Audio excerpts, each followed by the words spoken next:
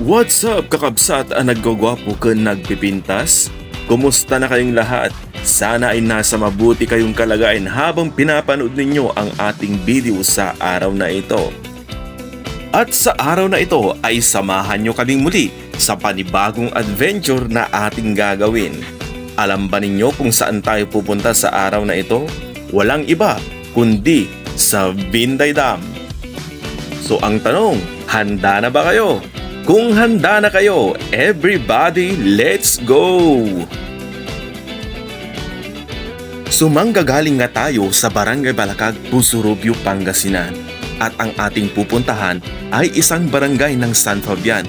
Kung galing tayo ng Barangay Balakag ay magta-travel tayo ng papuntang west.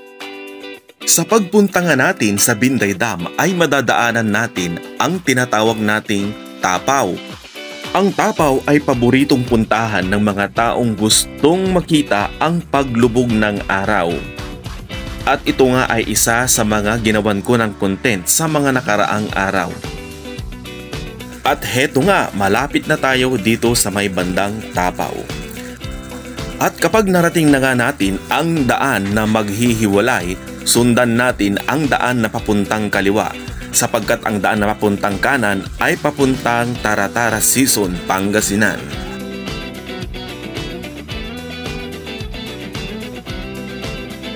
At nandito na nga tayo sa may bandang Tapaw.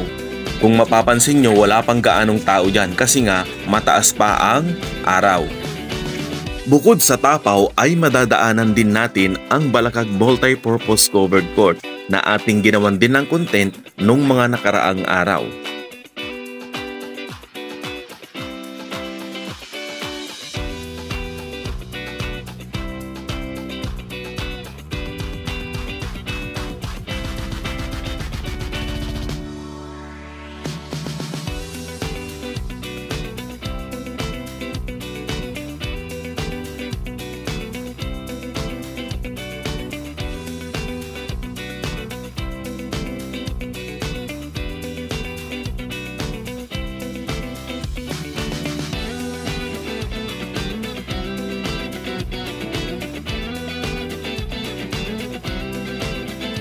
Kapag nalampasan na natin ang Balakag Multi-Purpose Covered Court, may maghihiwalay ulit na daanan.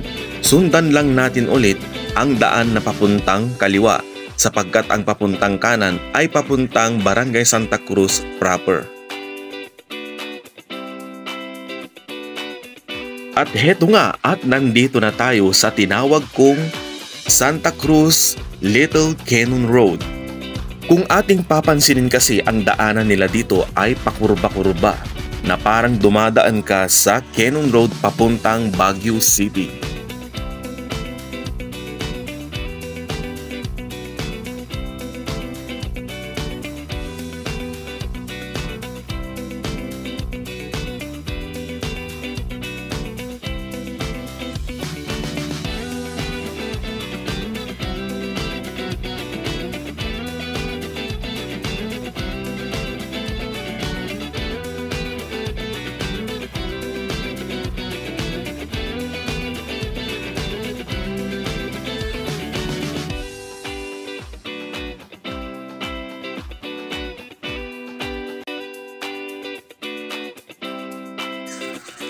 Ang isa pang atraksyon na ating makikita papuntang Binday Dam ay ang tinawag naming White House.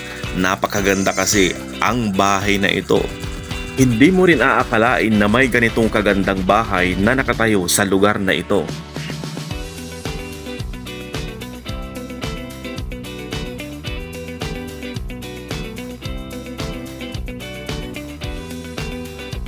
Kapag nalampasan na natin ang nasirang arko ng Barangay Santa Cruz, ay papasok na tayo sa Barangay Bolo na parte ng San Jacinto, Pangasinan.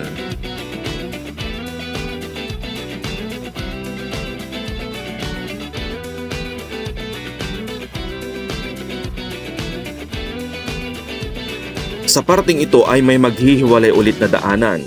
Ang sundan natin ay ang daanan papuntang kanan, sapagkat ang papuntang kaliwa ay papunta sa basketball court ng Barangay Bolo. at ang kanan naman ay papunta sa Binday Dam. Kapag nakita na natin ang waiting shed na ito, ay sundan natin ang daan papuntang kanan sapagkat ang daan papuntang kaliwa ay papuntang bayan ng San Jacinto, Pangasinan. At malapit na nga tayo guys. Kapag nakita natin ang daanan na maghihiwalay, sundan natin ulit ang daan papuntang kanan sapagkat ang papuntang kaliwa ay dediretso papuntang bayan ng San Jacinto.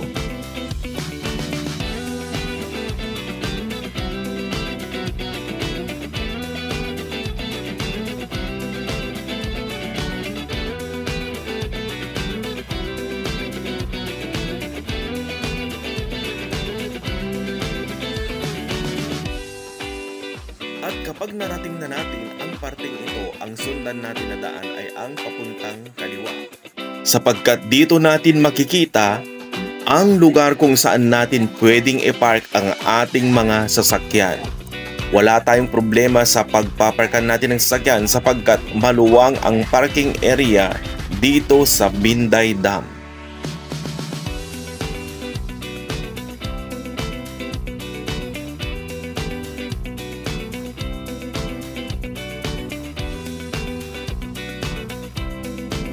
Mula sa parteng ito ng dam ay pwede na nating i-park ang ating mga sasakyan. Bukod sa parking space na ito ay meron pang parking space doon sa may bandang dulo. Pero ang parking space sa may bandang dulo ay limitado lang ang pwedeng mag-park. Ang karaniwang nagpa-park sa parteng ito ay mga tricycle at mga motor. Kapag 4 wheels kasi ang ipapark mo dito ay limitado lang ang space na kung saan pwede kang magmaniobra ng sasakyan mo dito.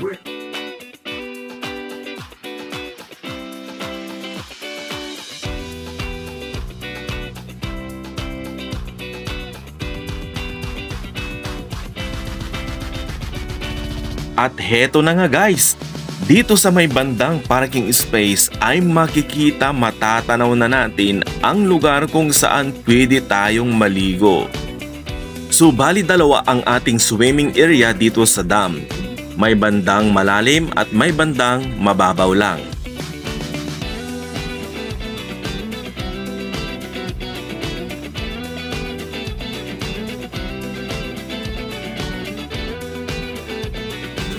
May parte din dito sa dam na kung saan naglalaro ng slide ang mga bata.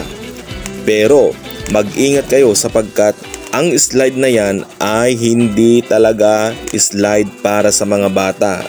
Yan ay daanan ng tubig kapag ito ay umapaw na. Kapag kasi nagkamali ka sa pag-slide dyan, maaari kang magasgasan. Dahil ang babagsakan mo ay semento na may kunting alikabok at buhangin.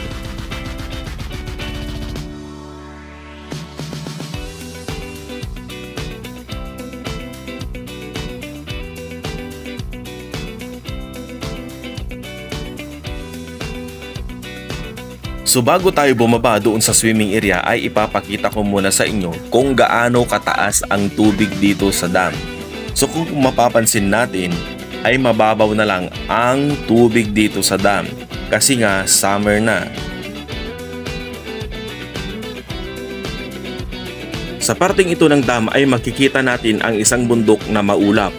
Ang bundok na yon ay ang Mount Santo Tomas ng Benguet. Alam ba ninyo guys kung saan galing ang tubig na dumadaloy sa Binday Dam? Ang tubig na dumadaloy sa Binday Dam ay galing sa kabundukan ng Benguet.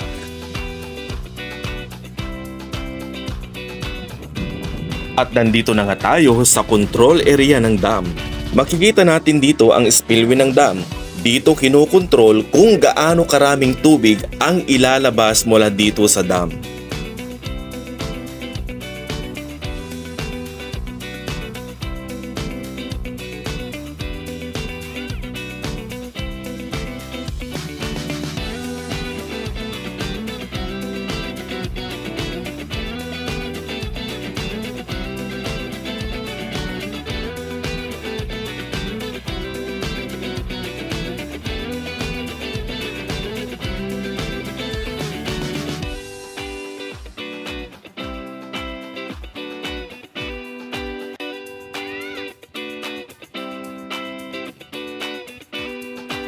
Kilala ang lugar na ito bilang Binday Dam, pero alam ba ninyo kung ano talaga ang tamang pangalan nito?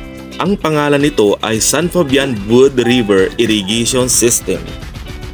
Kilala itong Binday Dam sapagkat ang malaking bahagi nito ay nakatayo sa may barangay Binday, San Fabian, Pangasinan.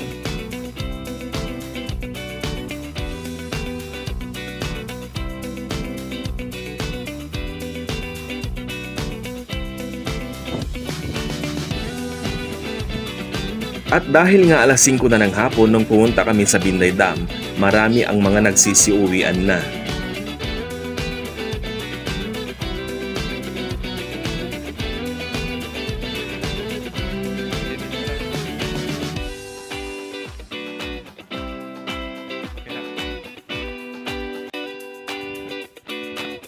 At hayan nga at excited nang maligo ang mga kasama kong bata. Pero sa pagkakataong ito mga kaibigan ay puputulin ko muna ang aking video sapagkat i-upload ko sa susunod ang part 2 ng ating video sa araw na ito. Bago ko tapusin ang kwentuhan natin sa araw na ito ay gusto ko munang magpasalamat sa inyong lahat sa inyong walang sawang panonood sa aking mga ina-upload na videos. Muli, huwag niyong kalimutang mag-like, share, comment at subscribe sa ating channel. Hanggang sa muli, paalam!